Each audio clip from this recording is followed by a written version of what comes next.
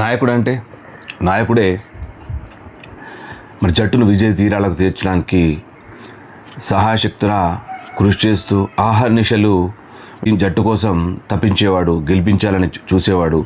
అలాగే ప్రతి సభ్యున్ని వెన్నుదడుతూ వాళ్ళని ప్రోత్సహిస్తూ తను కూడా ఆడుతూనే ఆపద సమయంలో తను ఇంకా ముఖ్య పాత్ర పోషించేవాడే నాయకుడు. సో ఇంకా చాలా ఉన్నాయి ఉపమానాలు.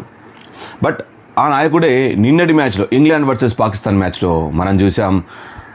బ్రూక్స్ అతను ఒక నాయకుడు, అద్భుతమైన నాయకుడు. పాకిస్తాన్ మొదటగా 164 చేసింది. సో అద్భుతమైన bowling England. But Pakistan bowling చూస్తే చాలా ఎక్కువ అనిపించింది. బట్ మీకు చివర్లో చెప్తాను, మధ్యలో చెప్తాను. సో పాకిస్తాన్ బ్యాటింగ్ చూస్తే షాహిబ్జాదా ఫర్హాన్ 63, తర్వాత బాబర్ ఆజమ్ 25, ఫకర్ జమాన్ 25, అలాగే షాదాబ్ ఖాన్ 23. తప్పితే మిగతా బ్యాటర్లు అందరూ కూడా విఫలమైనారు. ఇప్పటికీ వీళ్ళు కూడా విఫలమైనట్టే, బాబర్ ఆజమ్, ఫకర్ జమాన్, షాదాబ్ ఖాన్. బట్ అంతకంటే ఆ పిచ్ మీద ఎక్కువ పరుగులు చేసే పరిస్థితి లేదు. ఇంగ్లాండ్ కట్టుదిట్టంగా బౌలింగ్ చేసింది. ఇంగ్లాండ్ బౌలింగ్ చాలా కట్టుదిట్టంగా ఉంది.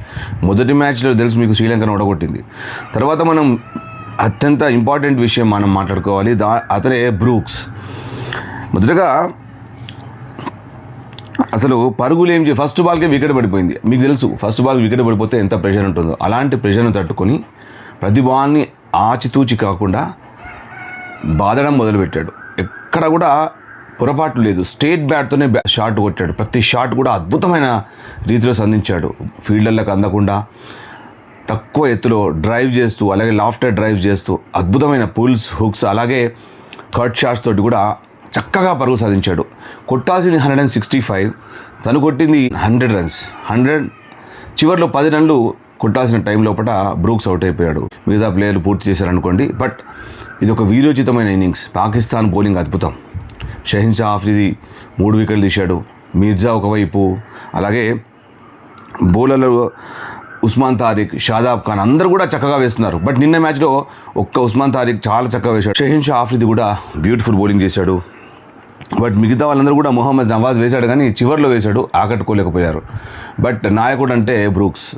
ఇక్కడ ఈ వరల్డ్ కప్లో మీరు అబ్జర్వ్ చేయాల్సింది ఏంటంటే ఎదురుదాడే విజయం సాధిస్తుంది. అంతేగాని T20లో సూర్యకుమార్ యాదవ్ లాగా 22 balls 18 runs చేస్తే మాత్రం గెలిచే అవకాశాలు లేవు. ఇది ఇంకొకటి ఏంటంటే ఈ ఇంగ్లాండ్ జట్టు సెమీఫైనల్ జట్టు. ఫైనల్కి వెళ్ళే అర్హత మరి ఉందో లేదో సెమీఫైనల్లో మనకు నిర్ణయిస్తారు. బట్ మ్యాక్సిమం చెప్తున్నా ఇంగ్లాండ్ టీం మాత్రం సెమీఫైనల్ జట్టు. సెమీఫైనల్ అయితే రీచ్ అయింది ఆల్రెడీ. సెమీఫైనల్లో మరి ఎలా ఉంటుందో ప్రత్యర్థి, ఆ ప్రత్యర్థి తర్వాత వీళ్ళ ఆట ఎలా ఉంటుందో చూద్దాం. అంతవరకు సెలవు. Thanks for watching.